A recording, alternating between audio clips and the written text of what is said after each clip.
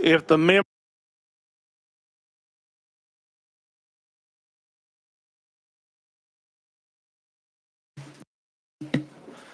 members and guests, please take your seats. Will all the members please log into your mics?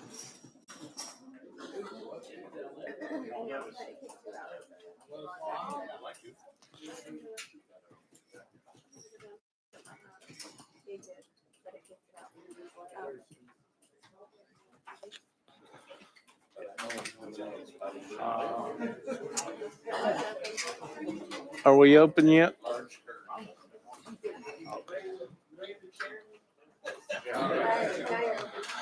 All right. Good afternoon. Today is Wednesday, March the 12th, 2025. I hereby call State and Local Government Committee to order. Madam Clerk, you will please open the board for roll call.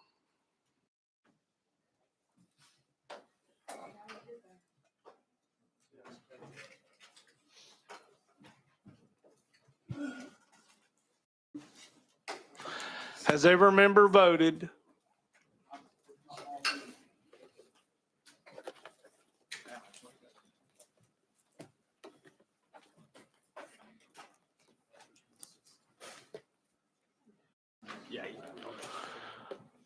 Has every member voted?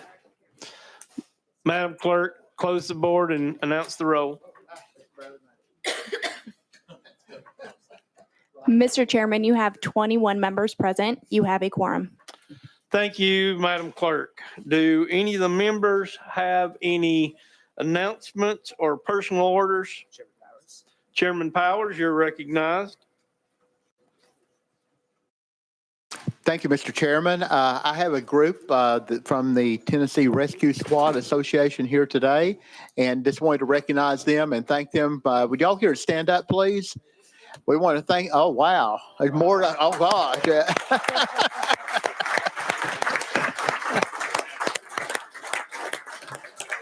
Thank you all for being here in numbers, and we really appreciate everything y'all do. And we know you volunteer your time and effort and save a lot of people's lives, and we appreciate everything you do. So thank you all for being here.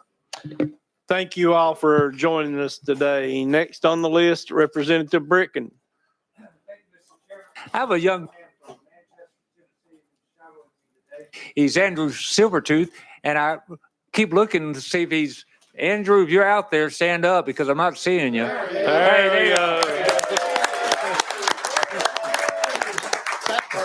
Yeah. Chairman Moon. Thank you, Mr. Chairman. I have a shadow with me today. Mackenzie Kirkland.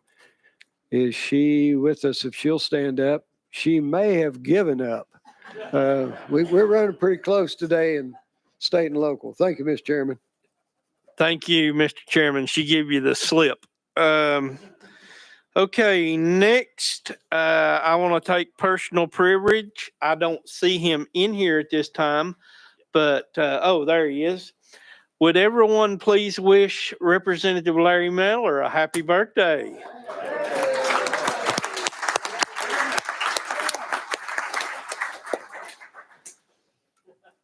All right, we have 44 bills on today's calendar. I ask you all to please be patient. We'll be jumping around. We have several leadership with bills in here and full committee chairs that we need to get out to their committees. So without further ado, we'll start with House Bill 482, Chairman Hicks. Got a proper motion in second. Chairman Hicks, you're recognized on your bill. Thank you, Mr. Chairman. Committee, House Bill 482. This legislation adds prostate, breast, and pancreatic cancers to the list of cancers included in the Berry-Brady Act. And members, 2019, the General Assembly unanimously passed the Berry-Brady Act, which created a presumption that any conditions of impairments or of full-time firefighters caused by 4 cancers are covered by workers' compensation. That was non-Hodgkin's lymphoma, colon cancer, skin cancer, and again, multiple myeloma. And again, this just adds prostate, breast, and pancreatic cancers to that list. You've heard the explanation of the sponsor. Is there any questions for the sponsor? Questions been called. We're ready to vote on House Bill 482. Moving on to Finance All in favor, please vote on the board, yes, and those opposed, no. Madam Clerk, open the board for voting. Has every member voted? Does any member wish to change their vote? Madam Clerk, close the board and announce the vote. Mr. Chair, you have 22 aye, 0 nay. Bill moves on to finance. Thank you, Mr. Chairman, committee. Okay. I don't see Speaker Marsh in here, so we'll take up Speaker Zachary, number 5.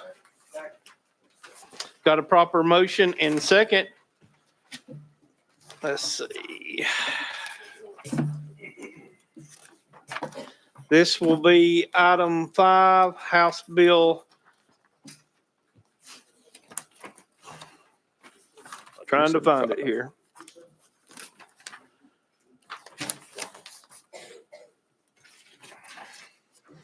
House Bill 375. I do see we have some amending codes on here. Speaker Zachary, which ones would you like to run, sir? Yes, sir. Thank you, Mr. Chairman. It'd be 5088. 5088. I've got a proper motion and second. Would you like us to place the amendment on the bill for discussion? Yes, sir, please. Without objection, all in favor of House Bill 5088 going on to House Bill 375, please say aye. Opposed, no. Bill's now amended. You're recognized on your amended bill. Thank you, Mr. Chairman, committee members. The amendment you have in front of you that does make the bill is a collaboration between TML, home builders, utility companies. Everyone's come together over the last couple of weeks to bring this amendment before you. The intent of the bill is simply transparency and to ensure that fees are justified, documented, and accessible. Bill does 3 things. It is a few pages because we have to address all aspects of government. It does 3 simple things. It says that if a fee of at least $250 is charged, you must provide documentation of why it's charged and the cost basis. Cost basis is defined in the bill. And again, that is one time. You don't have to provide that over and over again. That's provided one time when the fee is established. Secondly, the locals don't have to do anything with that, but that information is available upon public request. And then finally, and lastly, Mr. Chairman, third thing it does is this is subject to an annual audit by the comptroller. That's what the bill does. And again, it is multiple pages because it has to address multiple aspects of code, all aspects of government. With that, I'll be glad to answer any questions. You've heard the explanation of the sponsor. Is there any questions for the sponsor? Representative Brecken, you're recognized. Representative Zachary, this bill, my biggest concern is for small counties and being able to come up with the cost studies with it. So can you help me out with that? Go ahead. Thank you, Mr. Chairman. We've worked with TML. There's not much of a burden on the locals. They just simply have to justify it if it's $250 or more. The cost basis is defined in here, so they just simply have to internally keep record of why they have charged that fee and what the cost basis is, because there's been some challenges within municipalities where they're charging excessive fees, which would technically be a tax when it's far and beyond your cost basis. So they have all this information when they establish a fee. We're just simply saying to hold that on record, and that way if someone requests that information, it can be provided. Thank you. Thank you. Any other questions for the sponsor? Seeing none, we're ready to vote on House Bill 375. Moving on to calendar and rules. All those in favor, please vote on the board yes. Those opposed, no. Madam Clerk, open the board for voting. Has every member voted? Does any member wish to change their vote? Madam Clerk, close the board and announce the vote. Mr. Chair, you have 21 aye, 0 nay, and 1 present not voting. All right, bill moves on to calendar and rules. Thank you, Mr. Chairman and committee. Next on today's agenda is by Speaker Zachary, House Bill 132. Proper motion and second. Speaker Zachary, you're recognized on your bill. Thank you, Mr. Chairman and committee. Members, if you were here in 2021, this legislation will look very familiar to you as the House in a bipartisan fashion passed this legislation back in 2021. Unfortunately, we timed out with the Senate and they did not join us in this effort. So those of you who were here in 2020 during COVID, the speakers of both the House and the Senate established an ad hoc committee. I was a co-chair of that along with Speaker Pro Tem Farrell Hale. And that ad hoc committee was established to review executive powers during a state of emergency. And what we learned during that committee from people like Professor Glenn Reynolds, from former Attorney General Gonzalez, former Justice Koch, is that we were one of very few states that had no legislative engagement when it comes to executive powers in a state of emergency. And as it stands today, we're one of only 8 states that has no legislative engagement. And as we all know, those of us who were here during COVID, Governor Lee did a great job. Of course, there were mistakes made. We can reflect back on that now. But fortunately, we had a governor that used restraint, because in 58-2-107, that particular statute only limits the governor's ability to to go after the weapons that we have. And now we've added worship services. He can't suspend worship services. But before that was put in place, the governor had unlimited power. And so fortunately, we had a governor with restraint who did not exercise those extreme powers. But according to the testimony that we received, it was unanimously recommended that the executive powers needed to be revisited, and the recommendations of that committee back in 2020 are what you see in front of this bill. And so again, I want to make clear that this bill was passed in 2021. I waited purposely toward the end of Governor Lee's term out of respect to him, to make clear that this has nothing to do with Governor Lee. This has to do with what my thoughts about this, and this may not resonate with you, but there could come a time where, as it's referenced in Genesis, that there will be a Pharaoh that knew not Joseph, and we could have someone in office who did not show restraint and could wield the power that they were provided in an unlimited way. And so, Mr. Chairman, what this bill does, very simply, first, it simply says that the governor cannot issue an order or suspend a rule through that state of emergency that would suspend any of our rights that are listed in the Bill of Rights or the Declaration of Rights within the state constitution. So that's one, the one stipulation within the bill. 2, it says that the legislature, through joint resolution, can terminate a state of emergency at any time. That is the most common practice around the nation. Is 26 states now include that within their legislation, within their statute. And then finally, Mr. Chairman, what the bill does, it says that a state of emergency cannot extend beyond 30 days without the legislature's approval. Since we are typically only in session until April or May, we would join with 10 other states that have this. They form a legislative council that's basically made up of leadership, both sides, for the House and the Senate, both minority and majority party, and they could convene at any time to extend that state of emergency, and they do not have to do that in person. They could do that via Zoom if they chose to do so. So, Mr. Chairman, I know that's quite a bit, and I'm sure there'll be questions. I'll be glad to answer those. But again, this committee has already passed this bill once. We have voted on a bipartisan fashion in the House, and so, but again, I'm sure there'll be other questions. I look forward to answering. Thank you, Mr. Chairman. You've heard the explanation of the sponsor. Are there any questions? Representative Powell.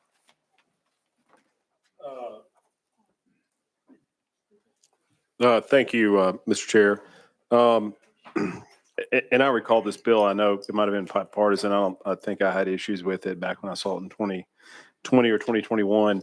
Could you speak to, I see the Department of Military has concerns about this bill. Have you received any objections from departments or agencies that have concerns with the legislation? Speaker Zachary. Thank you, Mr. Chairman. Thank you for the question, Representative Powell. So Governor and I have discussed it, and there's certainly concerns. And in terms of other departments, I've only spoken briefly with Team Director Patrick Sheehan just about some concerns of the bill. But anytime we as the legislative branch check the executive branch, there's certainly always going to be concerns. But again, based on this statute, based on the recommendation that we got in our ad hoc committee from the from the testimony of experts, that there were certainly aspects of our 58-2-107 that needed to be addressed. And so that's what this bill does. Representative Powell. Okay, well, I appreciate that. And I agree with some of the things you said. I certainly am concerned about the rise of authoritarianism in our country. I think we need to have checks and balances. We need to rein those in. Sometimes executive power is exceeded, and there's no respect for the Constitution and the Bill of Rights. And so I certainly appreciate that. Hopefully we'll be looking at this and you will also support those efforts at a federal level as well. Thank you. Any other questions for the sponsor? Representative Martin. Thank you, Deputy Speaker. I just have one question. When this council would meet about these executive orders, is it like they have a veto of power over what the governor has done, or does his power run out in 30 days unless you extend it? Speaker Zachary. Thank you. It's a great question. The state of emergency would terminate unless they extended it. That's correct. But in terms of the power within the state of emergency and the power of the governor, that's what Section 1 of the bill does, where it ensures he can't suspend any rule or law related to the Bill of Rights, the Declaration of Rights within our state constitution. Other than that, this doesn't speak to the power within the state of emergency. It simply gives us a check on the state of emergency. So a state of emergency can't continue for 6 months because currently, as the statute stands today, the governor has the ability to renew his state of emergency just at his sole discretion at any time. Representative Powers.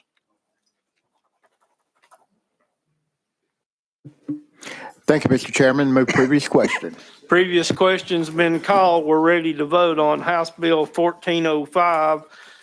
All those in favor, please vote yes on the board or no on the board. Madam Clerk, you will open the board for voting. I'm sorry, House Bill 132. I got ahead of myself.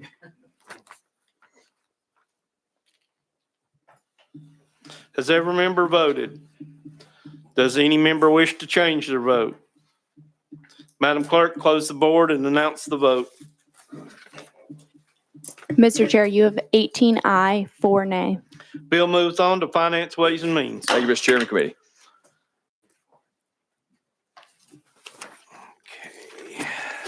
Okay. Who is number 4, Chairman? Okay. Item number 4 on today's agenda.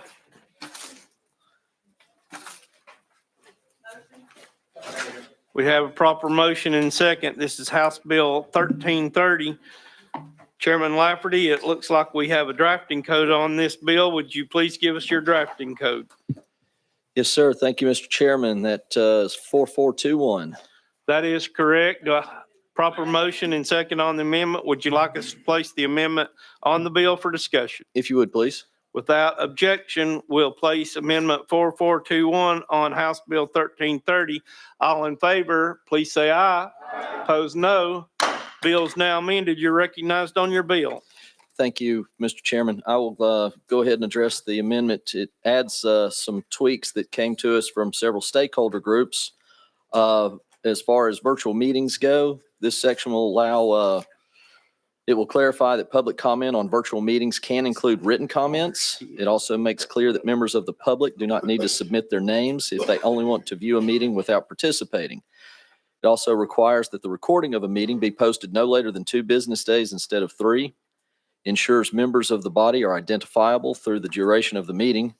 Changes reporting requirements for governing bodies that do not meet with a quorum physically present to be housed within the Secretary of State with copies sent to the government operation chairs of both chambers.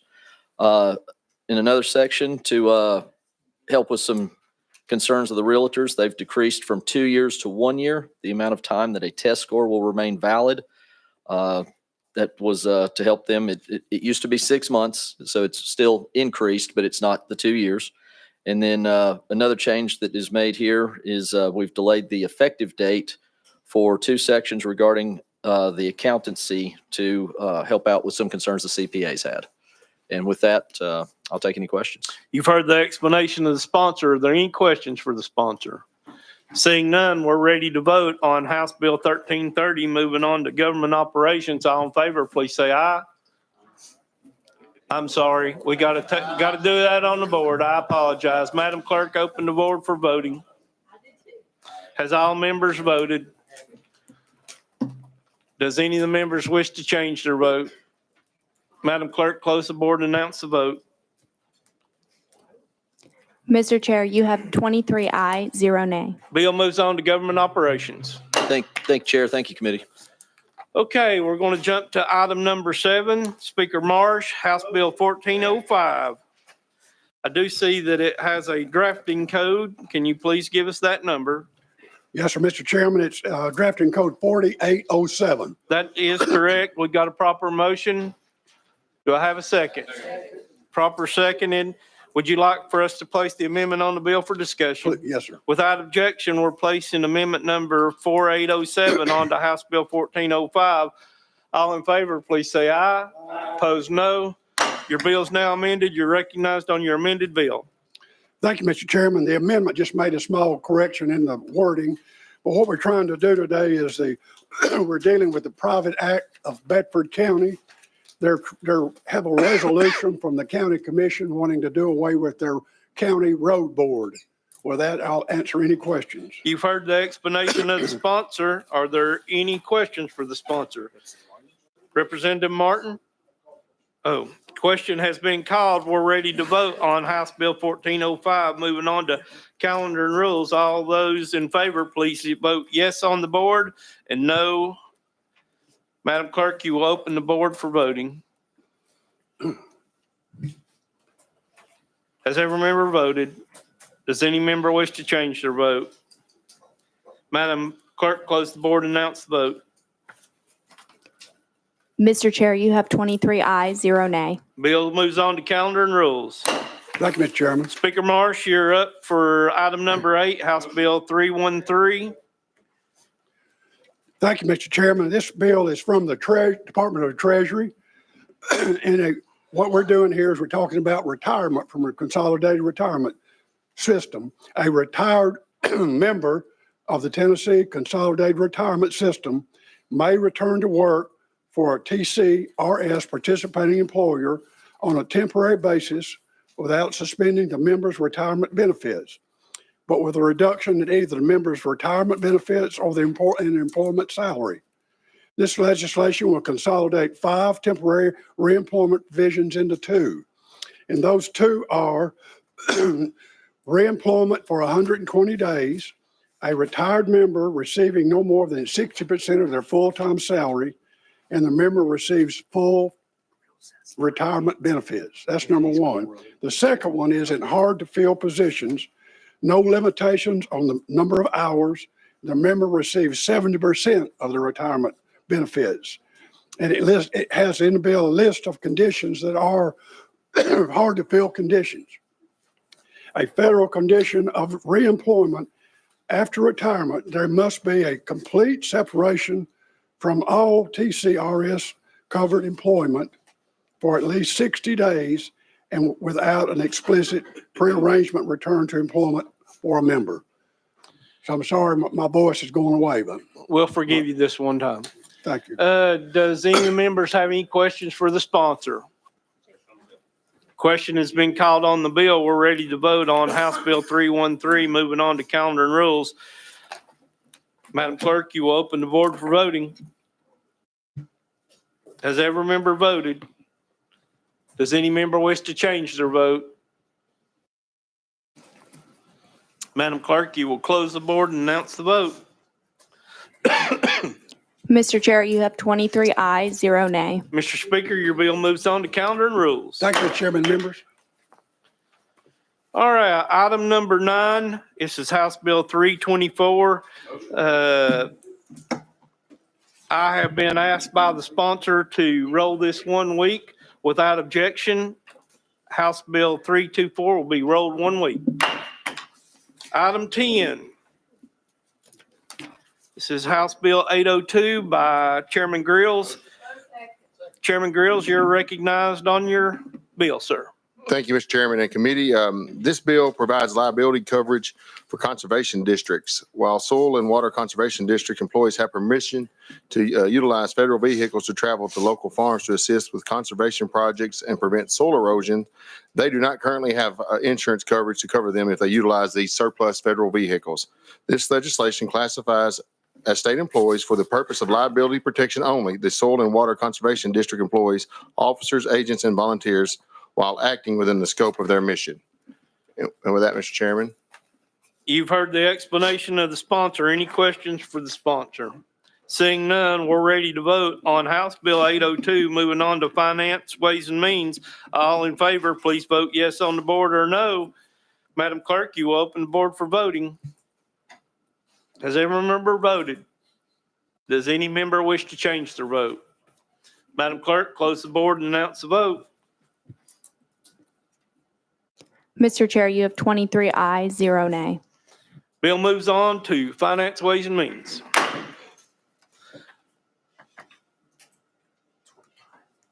All right, we're going to jump to item 25.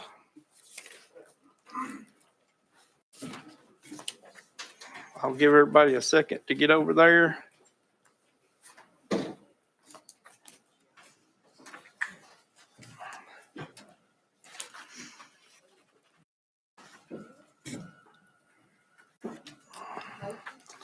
All right, House Bill 0008 by Representative Hale. I've got a proper motion and second.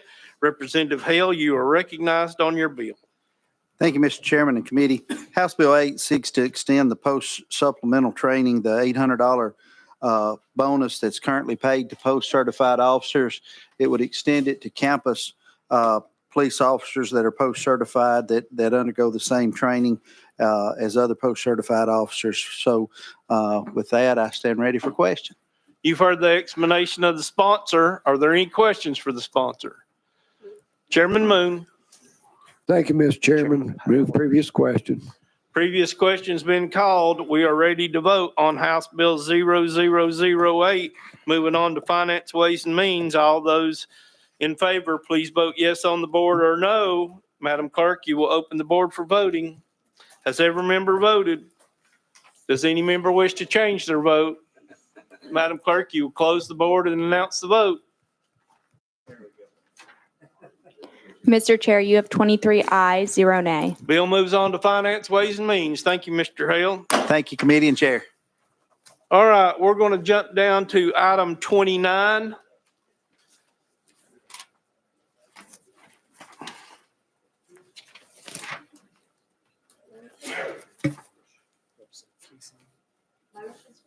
Got a proper motion and second. Give me 1 second. House Bill 1312. House Bill 1312. Chairman Kiesling, you're recognized, sir. Thank you, Mr. Chairman. And yes, House Bill 1312 is an administration bill relative to bereavement for all of our state employees. It revises the bereavement policy. And so what we're doing here, it makes this is an update to the code relative to that. The section of the code has not been updated since actually it was put into place. And at that time, there's been in all situations, the limit is 3 days. So under this change, the new bereavement policy would be 3 days paid leave for employees' siblings, grandparents, grandchildren, foster parents, or parents-in-law. 5 days in the event of a employee's parents or step parents, and then finally 10 days in the event of the death of an employee's spouse, children, or stepchildren. And with that, Mr. Chairman, I'll entertain any questions. Thank you for the explanation. Are there any questions for the sponsor? Representative Howell.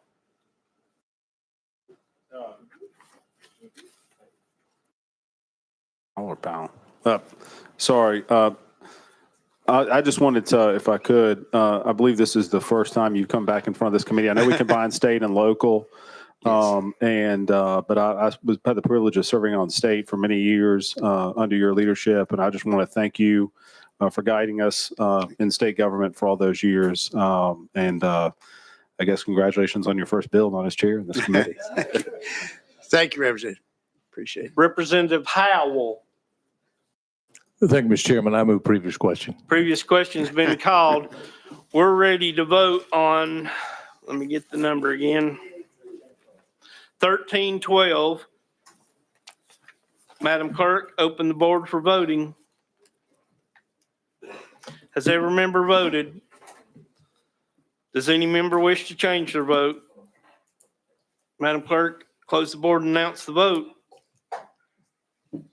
Mr. Chair, you have 22 aye, 1 nay. Bill moves on to calendar and rules. Thank you, Mr. Chairman and committee. All right. Chairman Hastings will be up on deck.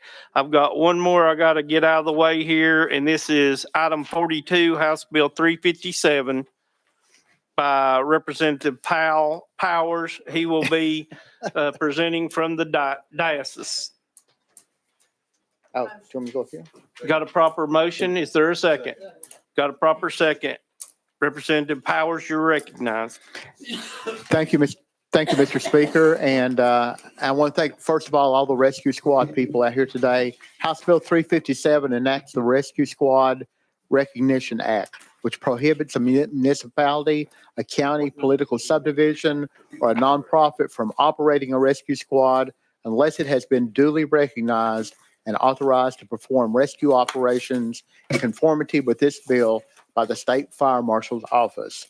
The State Fire Marshal, in consultation with the Tennessee Association of Rescue Squads and other stakeholders, must promulgate rules relative to the standards and qualifications for becoming and remaining a rescue squad. And with that, Mr. Chairman, I renew my motion. You've heard the explanation of the sponsor. Are there any questions for the sponsor? Seeing none, we're ready to vote on House Bill 357. Moving on to government operations. All in favor, please vote yes on the board or no. Madam Clerk, open the board for voting. Has every member voted? Does any member wish to change their vote? Madam Clerk, close the board and announce the vote. Mr. Chairman, you have 22 aye, 1 nay. Bill moves on to government operations. Not 2 minutes at a track. Thank you. Thank you, Mr. Chairman. Thank you all for coming out here today. We appreciate it.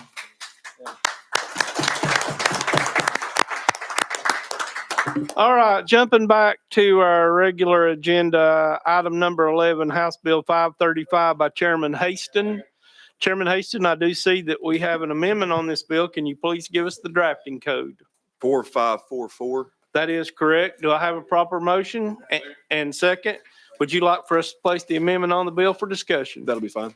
Without objection, we're placing amendment number 4544 on to House Bill 535.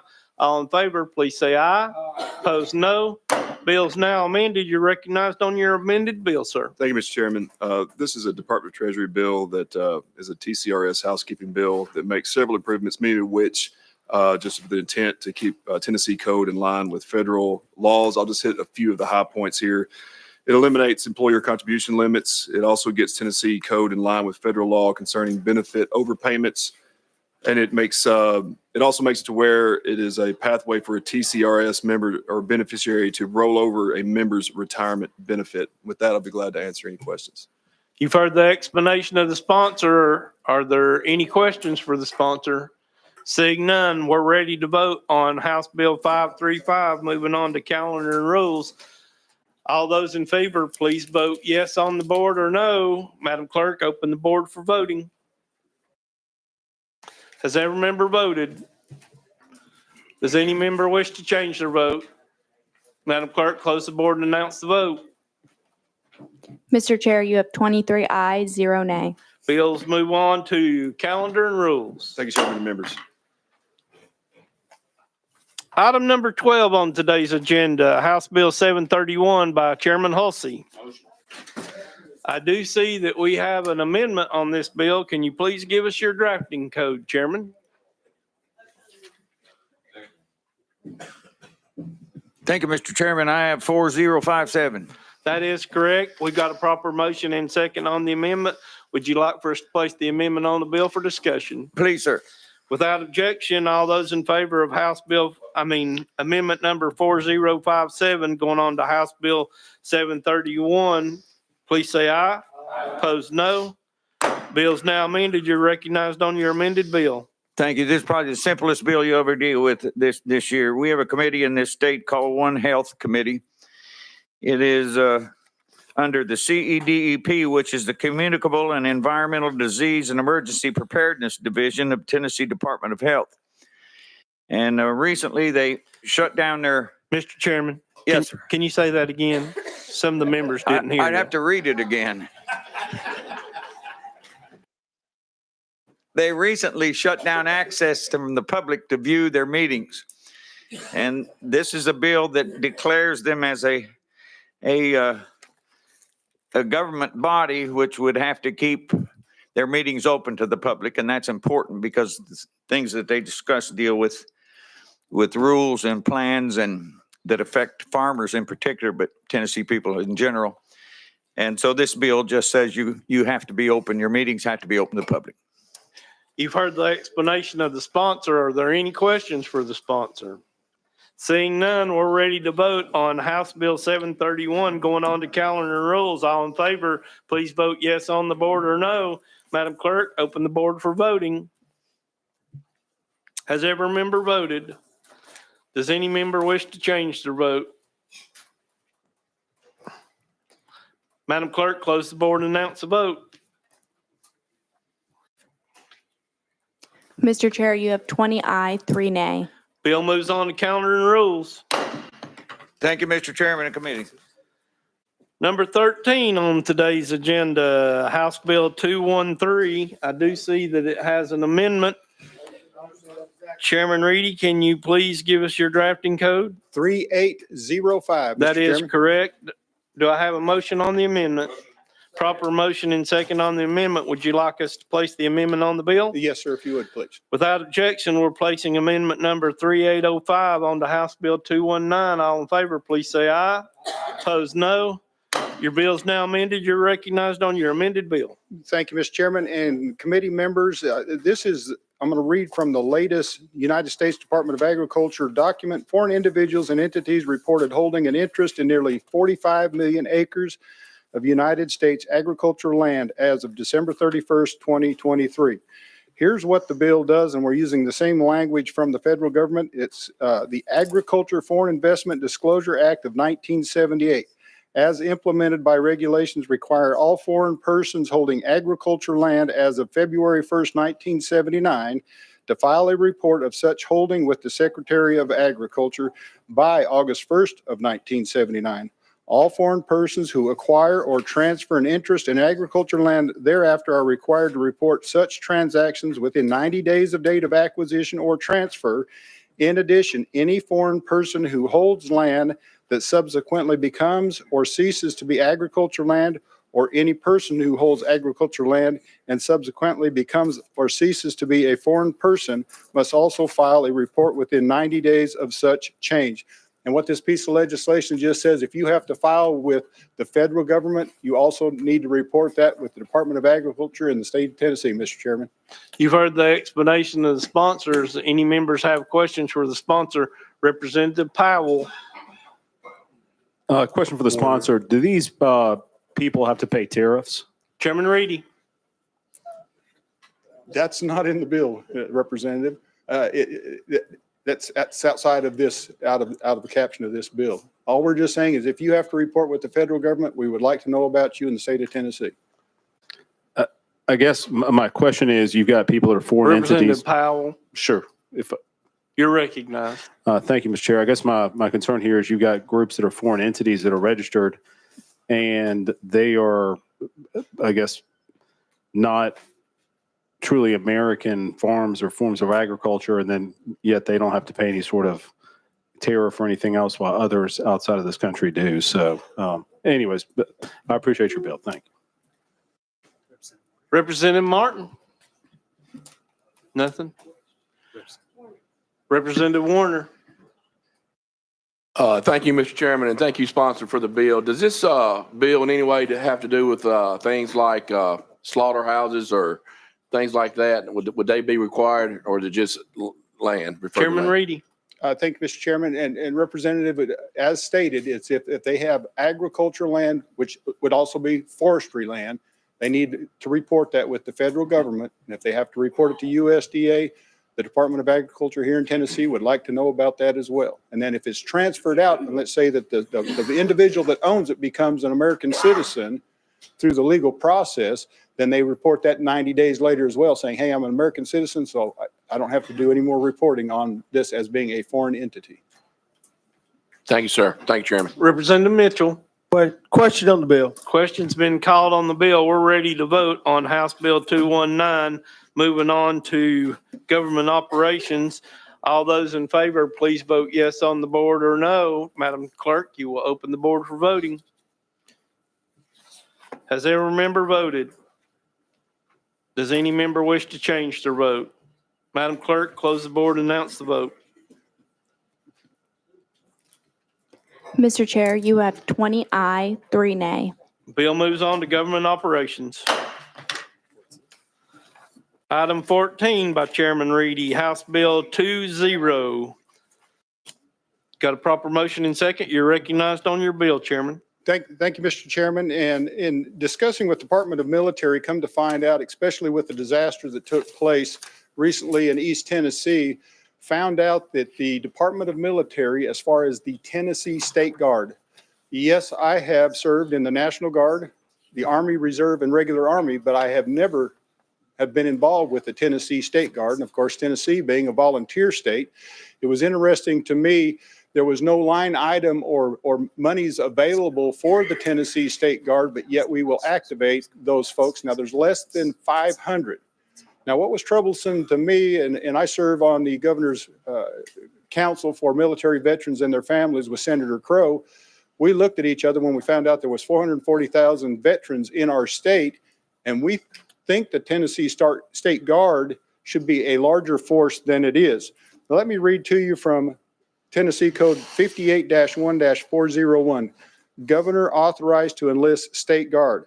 Whenever the President of the United States shall call any part of the National Guard of this state into active federal service, the governor is authorized to enlist, organize, maintain, equip, and discipline a volunteer defense force other than the National Guard to be known as the Tennessee State Guard.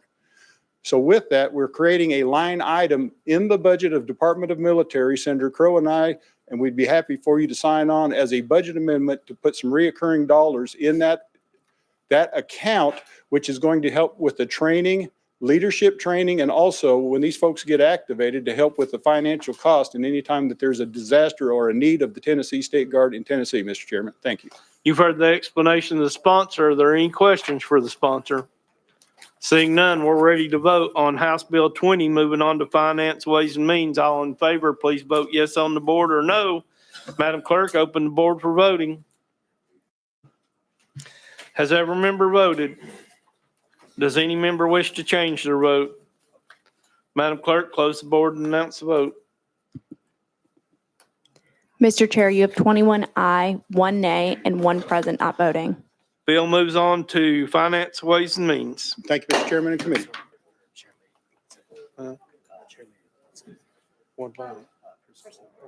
Okay. Chair Lady Littleton, you're recognized. Thank you, Mr. Chairman. I know I'm out of order, but I'd like for everyone to welcome our Dixon County Mayor who just walked in the room, Mayor Bob Ryle. Let's welcome him. Thank you for being here. Out of order. Item 15, House Bill 1018. Without objection, this bill will be sent back to the Cities and Counties Subcommittee.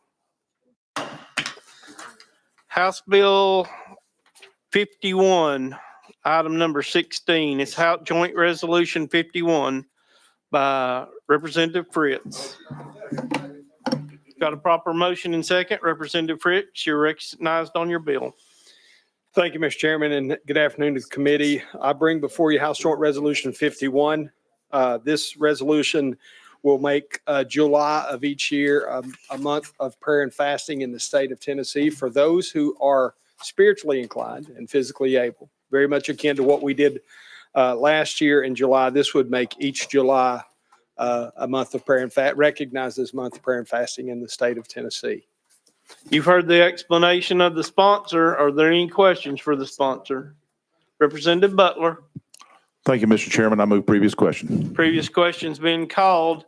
We're ready to vote on House Joint Resolution 51. All those in favor, please say aye.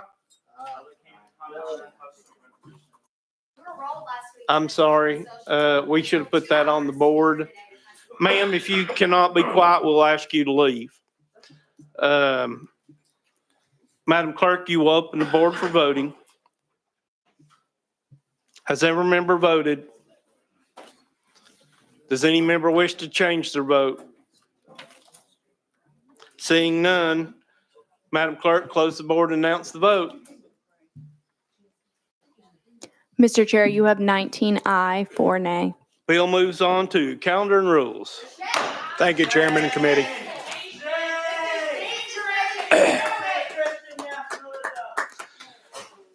Item number 17, House Joint Resolution 98 by Representative Fritz. I do see this one has a drafting code. Can you please give us your drafting code? Yes, sir, Mr. Chairman. It is 3743, and it rewrites the bill. Would you like us to place the amendment on the bill for discussion? Yes, sir. Without objection, we're placing amendment number 3743 on to House Bill 98. All those in favor? House Joint Resolution 98, I apologize.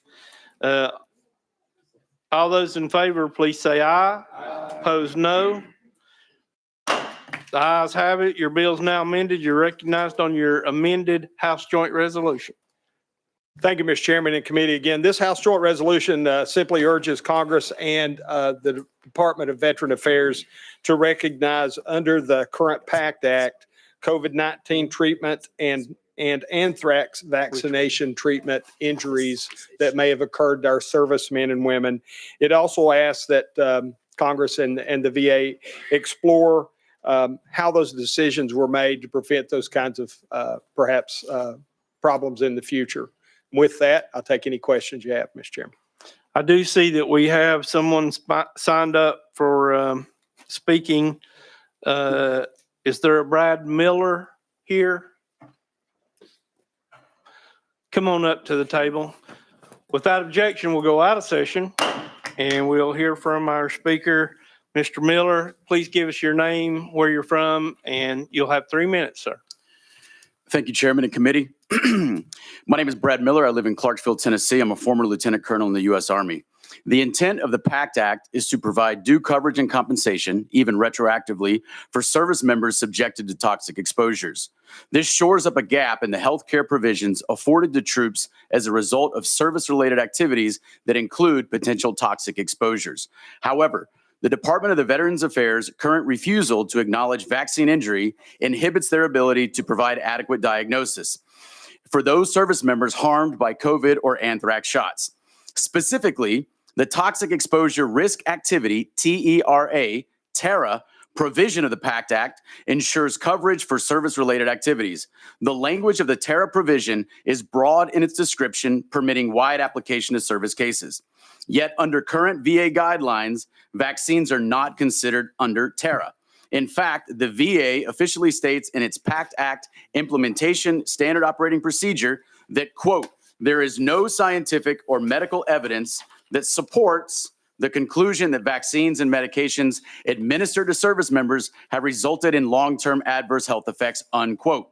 While this does not mean service members can't be treated, it certainly means that any treatment plans and compensation may be predicated upon inaccurate or incomplete diagnoses.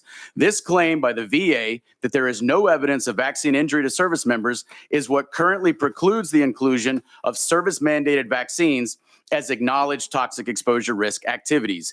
However, this claim by the VA is scientifically insufficient in light of the now known mechanisms of injury with the shots and as shown in the recent evidence within the Defense Medical Epidemiological Database in the wake of the COVID shot rollout and military mandate.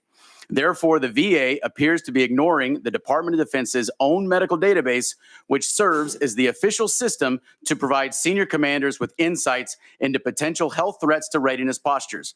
By ignoring these signals of possible vaccine injury, the VA is negatively impacting both the type of medical care and compensation service members receive.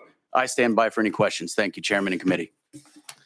All right, you've heard our guest speak. Does anybody have any questions for our guest? Thank you, Mr. Miller, for being here with us. Appreciate your time. Thank you. Without objection, we'll go back in session. Does any of the members have any questions? Representative Mitchell. Thank you, Mr. Chairman.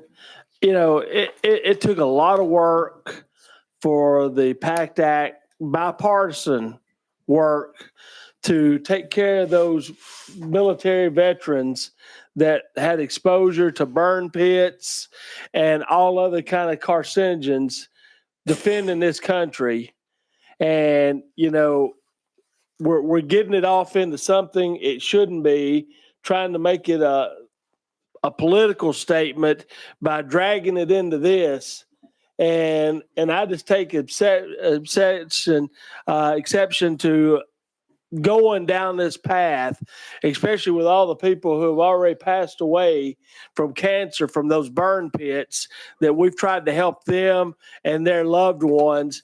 And by dragging in, as the speaker said, there's no scientific proof of this, but there's a lot of scientific proof of those burn pits have harmed a lot of our veterans on both sides of the aisle. So I just don't think we need to go doing this to something so important as the PACT Act. Thank you. Representative Fritz. Thank you, Mr. Chairman. And to my colleague, I appreciate the comment. I am one of those veterans. And I bring this on behalf of the other Tennesseans that may have been subjected to harm, not only from the forced COVID-19 vaccinations, but also from the anthrax vaccinations, of which I was a happy participant back in 2004. And so I think it's incumbent upon us to stand up for our soldiers, sailors, airmen, and Marines. They volunteer to do a great duty for us. And I think it is my responsibility, is incumbent upon me to stand up for those men and women. Part of what you mentioned, sir, I do agree with. We waited for decades for Agent Orange exposures to our Vietnam veterans before we recognized them and provided them treatment. And this is simply an attempt to not allow these chemical exposures, because these indeed are chemical exposures that our service members have been subjected to not go decades. Let's act now. Thank you, Mr. Chairman. Representative Mitchell for the follow-up. Let's not cheapen that sacrifice then. Representative Butler. Thank you, Mr. Chairman. I move previous question. Previous question's been called. We're ready to vote on House Joint Resolution 98. Moving on to calendar and rules. Do I have three hands? We have objection. Madam Clerk, we are voting on previous question. Madam Clerk, you will open the board for voting.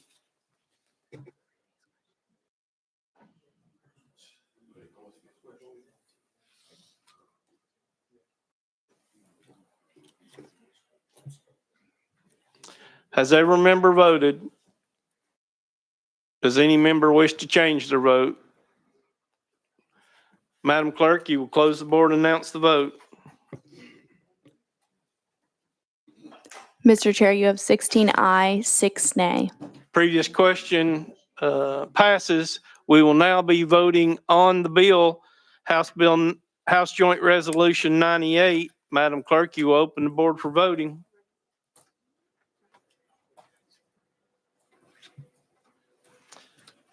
Has every member voted?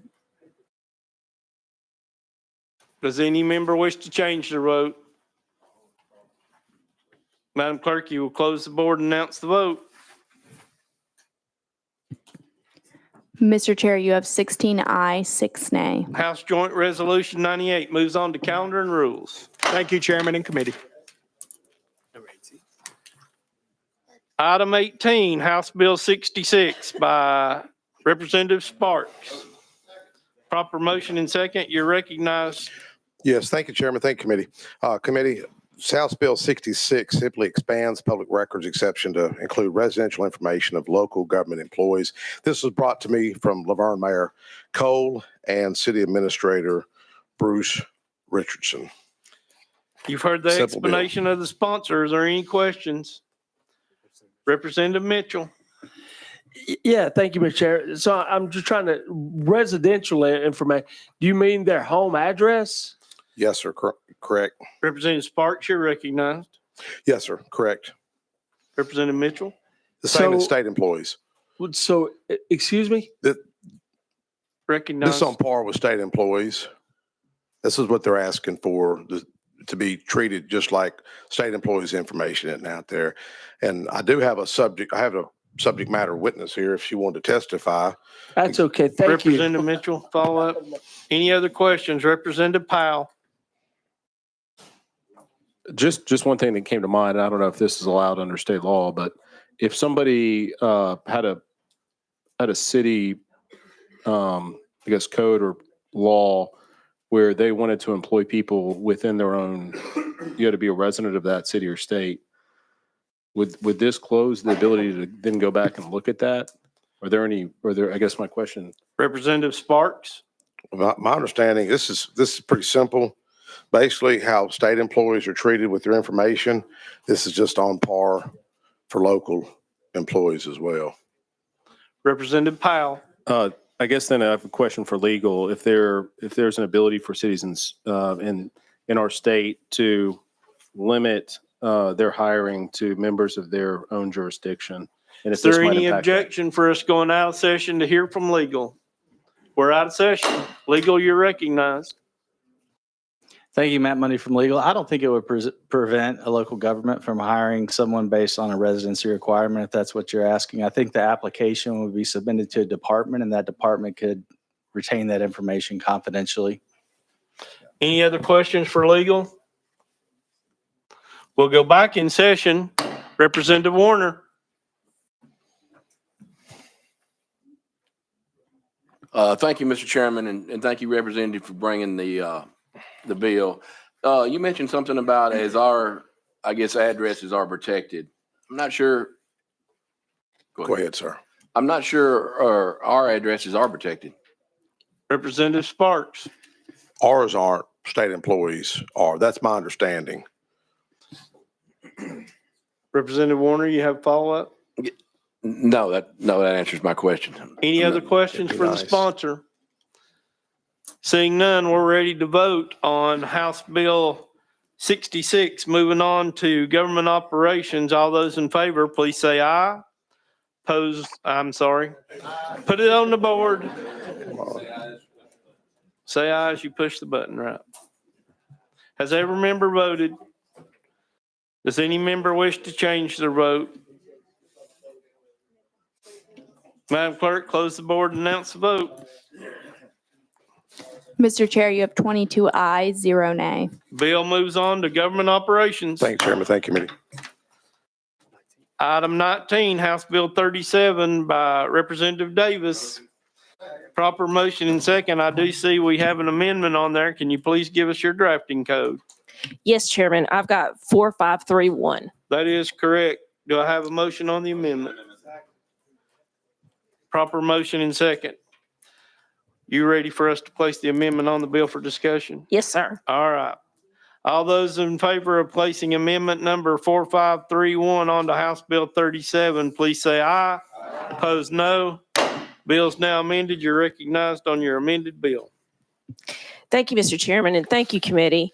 House Bill 37, the intent of this legislation is to create a level playing field between prescribing requirements for opioid and non-opioid pain medications.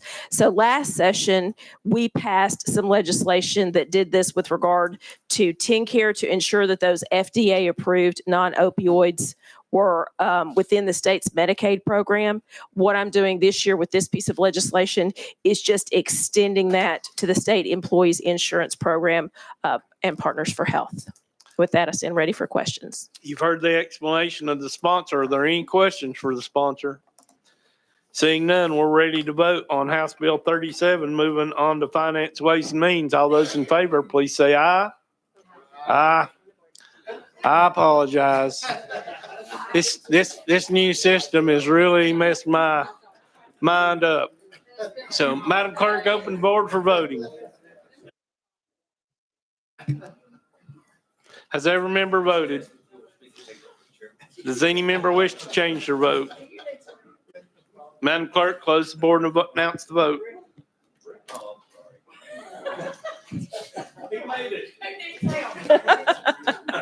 Mr. Chair, you have 23 ayes, 0 nay.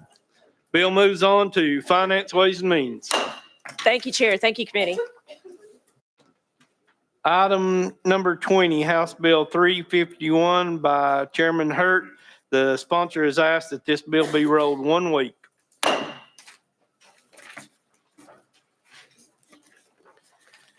Item 21, House Bill 306 by Representative Gillespie. Got a proper motion and second. I do see we have an amendment on this bill. Can you please give us your drafting code? Thank you, Mr. Chairman. It's 3612.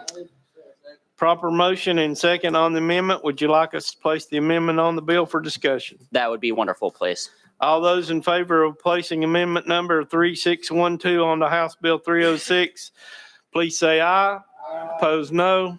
Bill's now amended. You're recognized on your amended bill. Thank you, Mr. Chairman and committee. House Bill 306 basically ensures the budget integrity for Shelby County charter officers.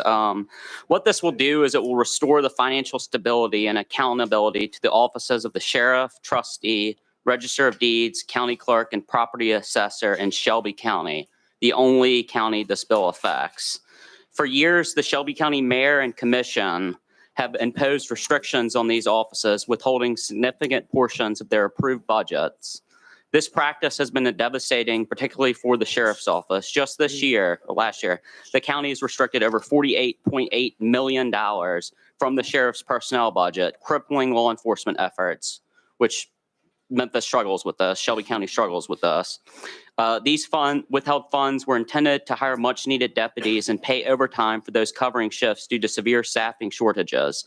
In effect, this tactic has defunded critical law enforcement services in Shelby County. This amendment would put an end to those harmful restrictions. It would ensure that once the county commission approves a budget, the mayor's office cannot withhold funds or divert them to balance the county's overall budget. Instead, every dollar allocated to these offices will be used for its intended purposes. This bill will protect the integrity of our county's finances and ensure law enforcement officers have the resources they need to keep our community safe. And with that, I welcome any questions. You've heard the explanation of the sponsor. Does any of the members have any questions? Representative Leatherwood. Thank you, Mr. Chairman. And as I expressed to you and others, I do have concerns with this bill. I actually had originally signed on to it based on explanations, but as I dug into the bill a little bit deeper, took my name off of it. This bill clearly eliminates important checks and balances in the Shelby County budgetary process. And I think that's the last thing we need to do in Shelby County right now. Most of us at least would agree we've got some of those offices have issues. And if anything, we should increase accountability and checks and balances, not reduce those. And going into specifics, the bill says, the budgets, these offices will submit the budget directly to the county legislative body. So we are eliminating the executive branch of county government from this budgetary process. We might not always like what our governor does, but I think it'd be wrong for us to eliminate the executive branch from our budgetary process. And then it restricts the legislative process. It says the county legislative body shall not implement any kind of personnel restrictions or operational maintenance restrictions on these offices. So it eliminates the executive branch altogether. It reduces the authority of the legislative branch in the budgetary process. And it also gives these offices the opportunity to shift money around within categories after presenting it and getting it passed by the commission. It says offices may approve transfers between line items within the total amount of each category of personnel and operational maintenance is set forth in the approved budget. So I could go to the county commission and say, I need, $10 million for X in operation and maintenance. And then after you pass the budget, these offices, without any checks and balances, could shift the money to Y within operation maintenance. So I think this is a bad idea for the county. I know there are issues between the mayor and sheriff, but both are term limited. We will have a new mayor and a new sheriff next year. And we don't need to eliminate, frankly, what have been the norms and budgetary processes for our county. And I didn't really hear in your explanation, I guess, the question, why would we do this? Representative Gillespie. Thank you so much, Mr. Chairman. And I will add, I do have some people here that can speak about this with a lot more experience than I can. If y'all would like to hear from them, I would be more than happy to ask them to come up if that's the will of the body. But to answer your question, I don't believe we're moving all the checks that you say we are.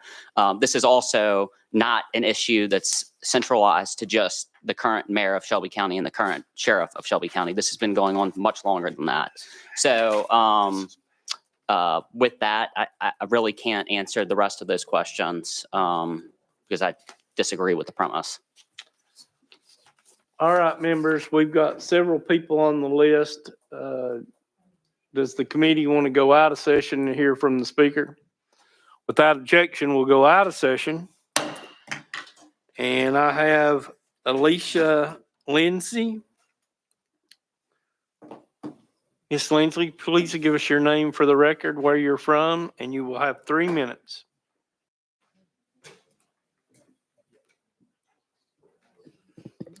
Good afternoon, and thank you, Mr. Chairman and committee members. My name is Alicia Lindsay. I am the Chief Administrative Officer for the Shelby County Sheriff's Office in Memphis, Tennessee. And thank you so much for the opportunity to speak to you this afternoon. I want to just tell the story of what we experienced in last year's budget season. So last fiscal year, at the beginning, for the fiscal year 2026 budget, we submitted a budget to the mayor's administration for submission into the consolidated budget, which was then presented to the county commission. However, we learned when the budget was presented that 441 of our positions had been eliminated. And I'm sure as lawmakers, all of you are aware of the state law that says the sheriff's office has a maintenance of effort, that you cannot cut his personnel budget without his consent. So that's one of the first challenges we came into with last year's budget. So then we go through the budget season, and there are all types of amendments to the mayor's proposed budget. We get our 441 positions back, but then, so then there's an adopted budget. But when that budget was loaded into the financial system, we were short $12 million.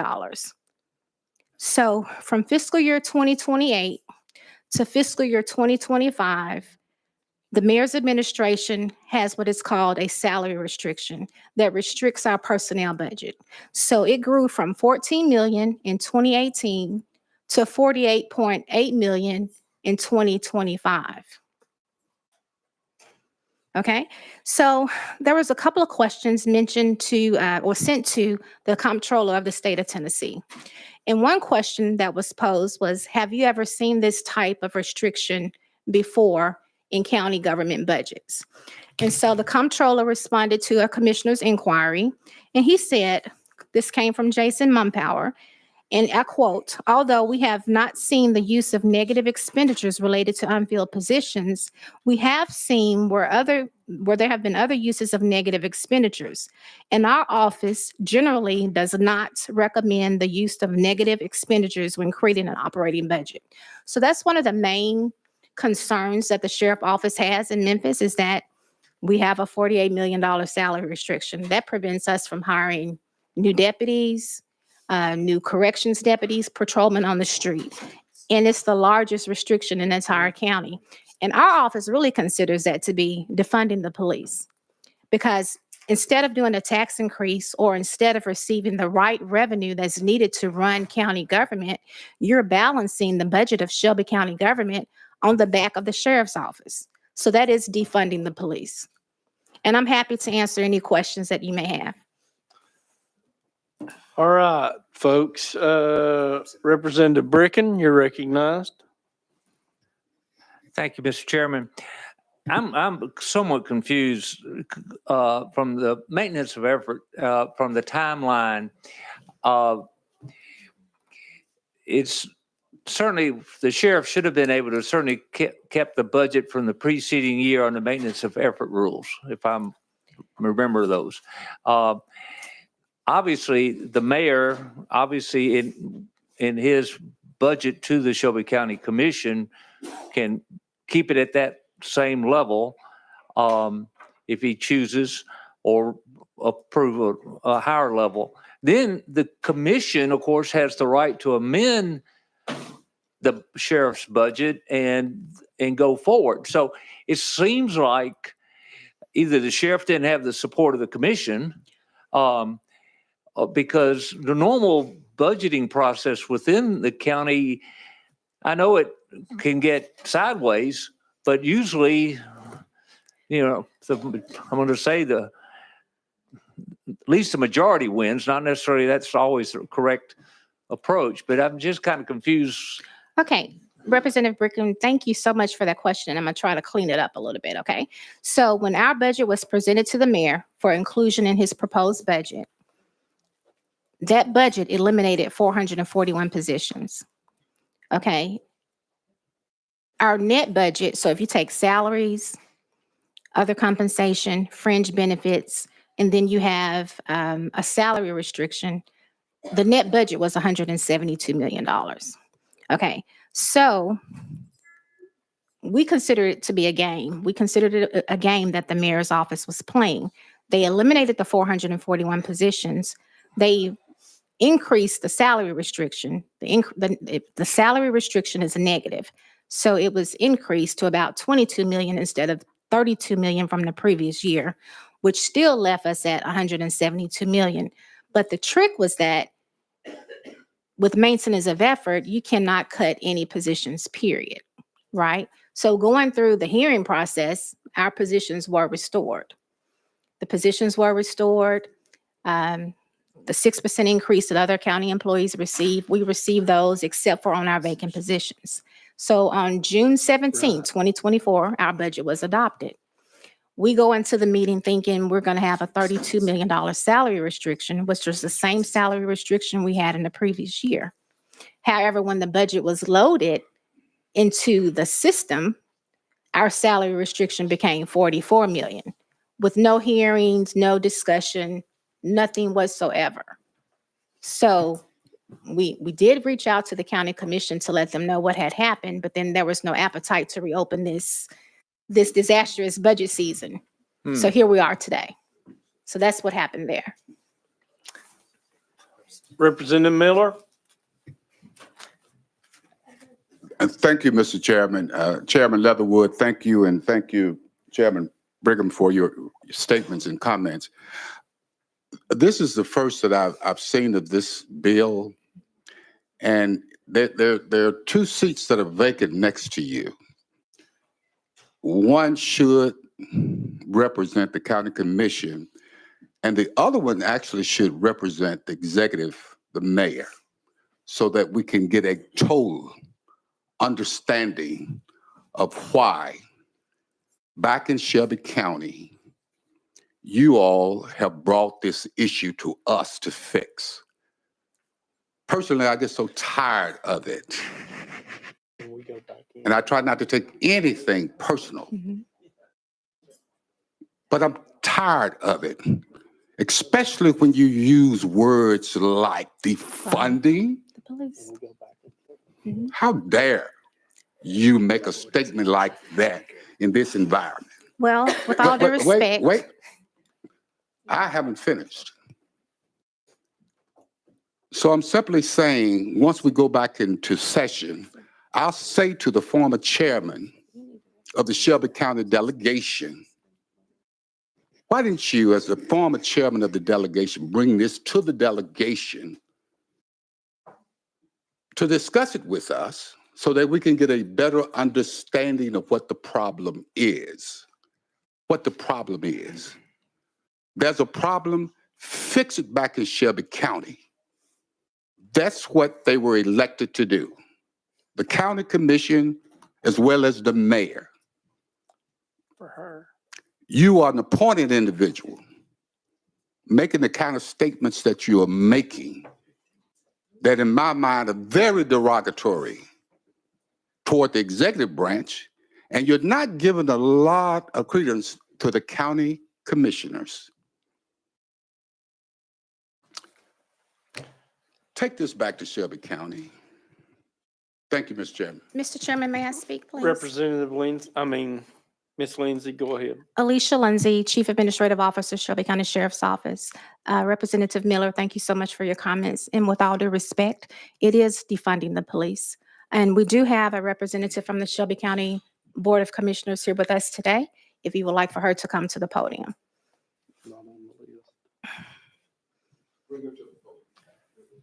I'm sorry, we can't allow that. She didn't fill out a card.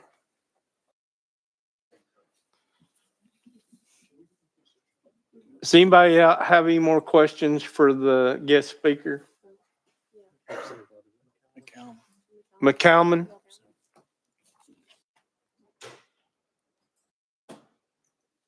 Thank you, Mr. Chair. Motion to go back into session. Got a proper motion and second that we go back in session. Without objection, we'll go back in session. And first person on my list is Representative Martin. Thank you, Mr. Chairman. I was aware of this in the sense that Representative Gillespie had mentioned this bill to me, and I think it's been done in the past. But in light of what I've heard from Chairman Leatherwood in the conversation, I would respectfully ask that we roll this a week, that the people of Memphis could get organized. I like Representative Miller's suggestion of people that ought to be in the other chairs so that I have a really clear understanding. I was thinking one way, now I'm thinking another way, and I'd rather get some more information before I vote it. So I'm making a motion that we roll it 1 week. That's a proper motion and a proper second. May I respond? We are, is there any objection? Seeing none, Madam Clerk, you will open the board up for voting on rolling this to next week's calendar.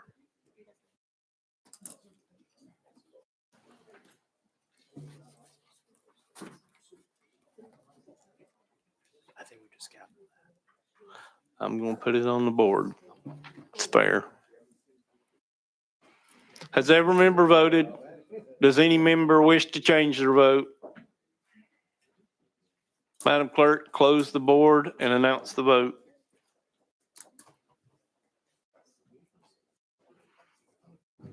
Mr. Chair, you have 20 ayes, 0 nay, 1 present not voting. House Bill 306 will be rolled to next week's calendar. All right, folks, we're just about out of time. We've got to give some time for the next committee to get set up. I do have one correction I need to make on Representative Davis's bill, House Bill 37. It moves on to calendar and rules, not finance, ways and means, calendar and rules. For everyone that had a bill on this week's calendar, it will be rolled to next week's calendar. Without objection, those bills will be moved to next week's calendar. At this time, does any of the members have any announcements or personal orders? Proper motion to adjourn. All those in favor, please say aye. Opposed, no.